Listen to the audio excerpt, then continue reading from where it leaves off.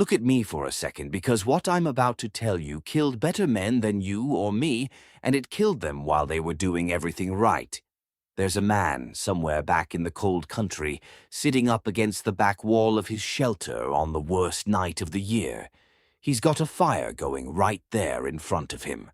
A good fire, a proud fire, the kind a careful man builds when he means to live till morning.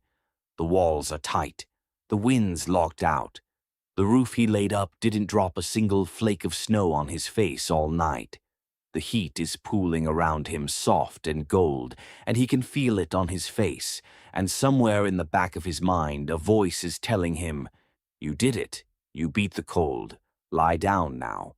So he lies down, and he never gets up. Not burned, not a mark on him.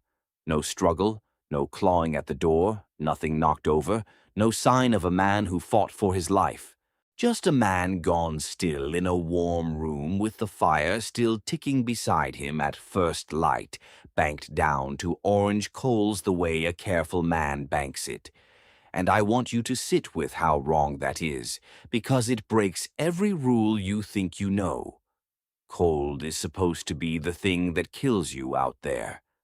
The storm, the wind, the long dark.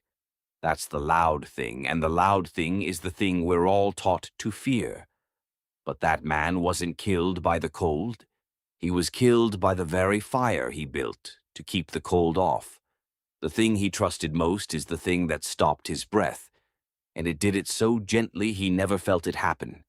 And here's the part that ought to put a chill in you. That fire cost him nothing to be deadly.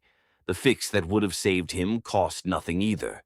Not a dollar, not a dime, not a single coin out of a thin trapper's purse. A gap of air the width of 2 fingers. That's the whole price of his life, and he didn't pay it because nobody ever told him it was owed. Now I know how that sounds. A man freezing to death sounds like a fire is exactly what he needs, and a fire is the hero of that story, not the villain.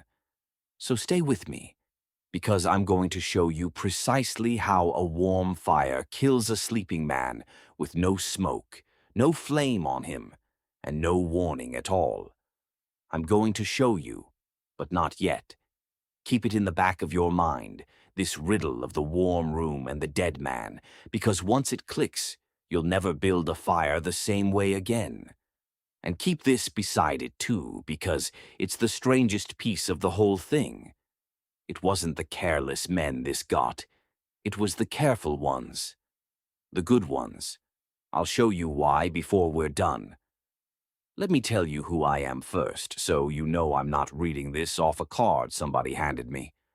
I spent more winters than I'll admit, alone in country where the nearest stove was 2 days of hard walking and the nearest help might as well have been on the moon. No truck idling outside to climb into. No little detector chirping in the night, no buddy heater, no blue flame by the boots.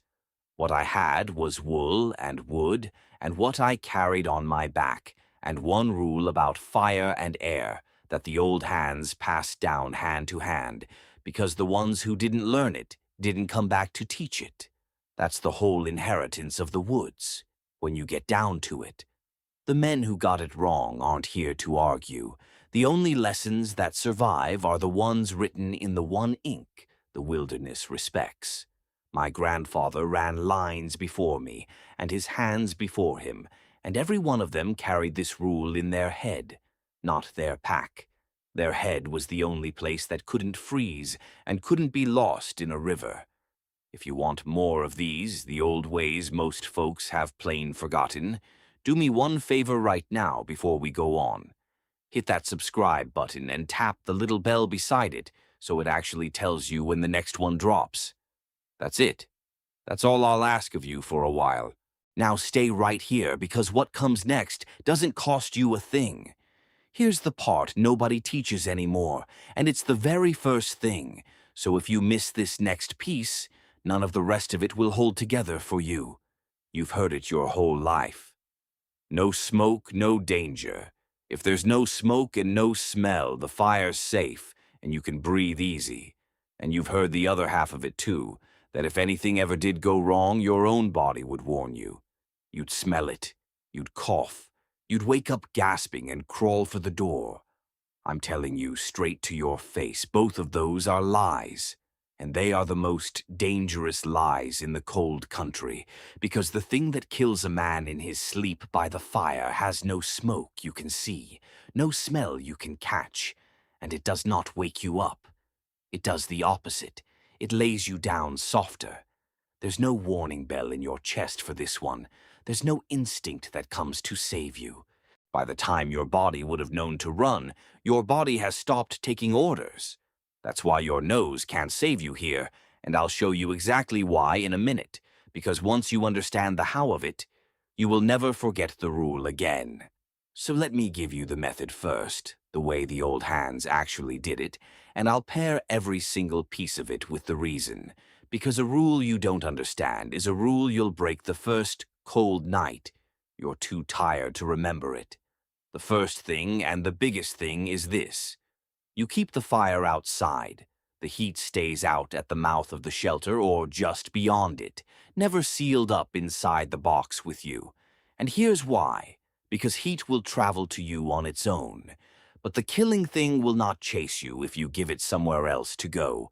Heat radiates. It crosses open space and lands on your skin, whether that fire's 3 feet from you or 6. But the invisible thing the fire makes, the thing that stops your breath, that gathers and pools in a closed space. And the only way it pools around your face is if you build your walls around it. So you let the fire live outside, and you invite only its warmth in. Now watch this next part, because this is where the old trappers were cleverer than we give them credit for. You build a wall behind that fire. A reflector, they called it. Green logs stacked an arm high, or flat stones set on its edge, or a snowbank packed down hard. And here's why you bother. A fire throws its heat in every direction, like a coin spun up in the air, and half of it is wasted heating the empty woods behind it. Put a wall up, and that wasted half bounces back off it, across the flames, and straight into the mouth of your shelter where you're lying. You just doubled your warmth without burning one more stick. And you did it while keeping every bit of the danger out in the open where it belongs. I want to stop you right here for 1 second, because if this is landing for you, if you're sitting there thinking nobody ever told me that, then do the thing that keeps this channel alive. Tap that like button, and if you haven't yet, subscribe and turn the notifications on. It costs you nothing, and it tells the people who need this that it's worth showing them. All right, here's where it gets good. There's a trick that goes with the reflector, and it's the one that let the old hands do away with the flame inside entirely. You heat your stones. You take fist-sized stones, dry ones, mind you, never wet, and you set them in the edge of that fire while you make the rest of your camp. Not till they glow. Warm, not blazing. Then you carry them in, wrapped in a bit of wool or a spare shirt, and you set them down by your feet and against the small of your back. And here's why stone, and not just bringing the live coals in like a half-frozen fool wants to do. Because stone holds the heat and gives it back slow for hours. And stone doesn't burn. Stone doesn't eat the air. A warm rock radiates everything it stored without making one single breath of the killing gas. That right there is the whole difference between a stone at your feet and a man dead by morning. You take the warmth in, and you leave the poison out by the fire where you made it. And a word of caution on those stones, because this one's bitten men too. You want them dry, picked up off high ground, never out of a creek bed or a wet bank. A stone that's held water deep inside can crack and burst when it heats, and throw scalding pieces of itself across your camp. Dry stone, gentle heat. That's the rule inside the rule. And last, the small thing. The 2-finger rule I promised you at the start. No matter how tight you build, no matter how hard it bites that night, you keep a gap. A low opening near the ground, the width of 2 fingers, and a second little vent up high. And here's why both, low and high. Because air moves like water when you give it a path. The cool, clean air slides in down low. The warm, spent air rises and slips out up high, and that slow, quiet current carries the killer up and out of your shelter all night long without ever once chilling you to the bone. 2 fingers of gap. That is the entire price of your life. Now here's the why beneath all of it, and I'm going to give it to you plain, the way an old man once gave it to me, with no big words and no lecture. When a fire burns clean and hot, with all the air it wants, it does its work proper, and what comes off it is mostly harmless. But choke that fire down, close it in, starve it of air. Let it die back to a low, sullen smolder, the way every fire on earth does in the dead of night when you're asleep and not feeding it. And right then it starts making something else. An invisible gas. No color, no smell, no smoke to warn you. And here's the cruel piece. That gas gets into your blood, and your blood only has so many seats for carrying the stuff that keeps you alive. This gas shoves its way into those seats, and it will not get up, and it will not let the good air sit down. So you can be lying there with a chest full of air, breathing slow and easy, and starving all the same, because the air's going in fine, but your blood has no room left to carry it where it needs to go. That's why the dying man doesn't gasp and doesn't run. The gas doesn't choke him like a hand at the throat. It makes him warm, heavy, sleepy. It pulls him down softer into the sleep he's already in, and a tired, cold man welcomes that feeling like an old friend, right up until it's the last thing he ever feels. So hear me on this. A dying, smoldering fire is more dangerous than a roaring one. A roaring fire is loud and bright and starved for nothing, and it'll worry your eyes and snap you awake if it wanders. The little fire you think is safe because it's gone quiet is the very one filling your shelter while you dream. Quiet is the thing to fear out here. Quiet always was. And now you've got everything you need to understand the riddle I planted at the start. Why the careful men died and the careless ones lived. So let me close that loop for you. The sloppy man threw up a leaky shelter. The wind came whistling through every seam. Snow sifted in at the corners, and he cursed it all night and slept poorly and woke up stiff and cold and alive, because his bad shelter was breathing. Every gap, every leak he was too lazy to fix was carrying the killer out as fast as his sad little fire could make it. The careful man, the craftsman, the one who chinked every crack and sealed every seam and built himself a snug, tight box to be proud of. He built himself a perfect trap. He sealed the bad air in with the good. He took away every leak that would have saved his life. His skill was the thing that killed him, and his neighbor's laziness was the thing that spared a fool. The storm kills the careless. The quiet kills the careful, and now you know why. So you might be asking the only fair question left. If it's this simple, if it's 2 fingers of air and a warm stone instead of a live coal, why did I never hear it? Why isn't this the first thing every man is taught? And the answer's the quiet kind, the kind that's about money and not about mystery. There's no fortune to be made in teaching a man a free habit he learns once and keeps forever. There is a great fortune to be made in selling him warmth he has to buy again every single winter.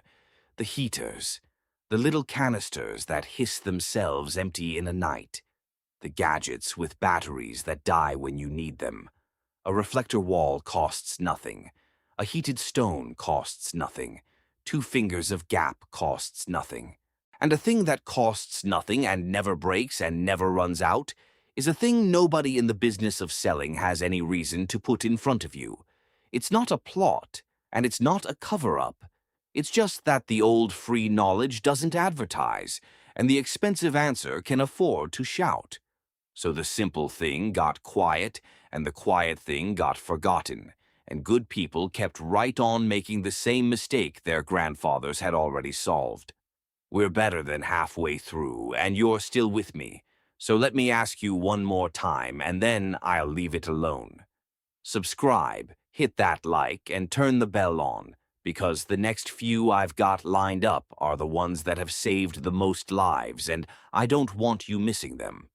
Now I'm going to do the thing I always do, because I'd rather you trust me than be impressed by me, and that means telling you where this falls short instead of selling it to you as magic. The heated stone is not a furnace. It's a buffer, not a bonfire. It'll take the deadly edge off the cold and carry you through the long hours, but it'll fade in the deepest part of the night, and you plan your wool and your layers as if that stone were not there at all, so when it cools, you're still fine. And hear me clear on the hard line, the one I will not soften for anybody. There is no safe way to burn fuel sealed up in a closed space to sleep. Not a stove, not a heater, not a lantern, not a pan of coals, not in a tent, not in a snow shelter, and not in a parked truck with the windows rolled up. People die that way every single winter, and they're not all old trappers. They're campers and hunters and folks just trying to get warm in a storm. If it makes a flame, it does not sleep sealed in with you. And I'll tell you the cheap modern thing too, because honesty cuts both ways, and I'm not so proud of the old ways that I'll let one kill you to make my point. A little battery carbon monoxide alarm runs you $20, maybe $30. I carry one. It costs less than a single bad night, and it'll scream at you when your nose can't. The old rule keeps you alive. The little alarm catches you on the night you got careless. A wise man uses both, and isn't too proud to. So here's where I leave you, and I want you to sit with the size of it for a moment. The old hands didn't fear the cold the way we do. They respected it. They dressed for it. They built for it. But the thing they truly feared, the thing they taught their sons about in low voices, was the air. They understood that a man can stand a great deal of cold and still live, but he cannot stand one bad lungful of the wrong air and wake up. They feared the quiet thing, not the loud one. And that's a kind of wisdom we have nearly lost in a world where the heat comes on at the turn of a knob, and the worst thing the air ever does is feel a little stale. Out there, the air is the whole game. Out there, the air is patient, and the air is a liar, and it tells you you're safe right up until you aren't. So carry their rule out of here with you, because it's short, and it's free, and it's true. Keep the fire outside. Bring the stone in, never the coal. Keep 2 fingers of air open down low and a little vent up high. And never ever seal a flame in the place where you sleep. That's the whole of it, and the total cost is a handful of stones, a little gap of air, and one rule you never let yourself forget. The people who built this country with their hands and their backs knew 1,000 things like this. Hard won, handed down, and very nearly lost. Every one of these old skills is a life somebody already paid for so that you wouldn't have to. And we're only just beginning to remember how much they'd already figured out. So before you go, do the last thing I'll ask. Subscribe, give this a like, and turn on those notifications so the next life somebody already paid for can get handed to you too. Now I want to hear from you, so tell me down in the comments. What's the coldest night you ever spent out under the open sky, far from any help? And did you keep your air moving? Or did you learn this one the hard way, like the rest of us did? And before you go, keep this in the back of your mind for next time, because I've got another one for you, and it's a strange one. Next time, I'm going to tell you about the water that looked clean and tasted clean and ran cold and clear off the high country and still put strong men flat on their backs for a week and worse. There was a way the old hands knew to read it before they ever filled a cup, and it wasn't the smell and it wasn't the look. I'll show you what it was. Until then, you keep your fire honest, and you keep your air moving.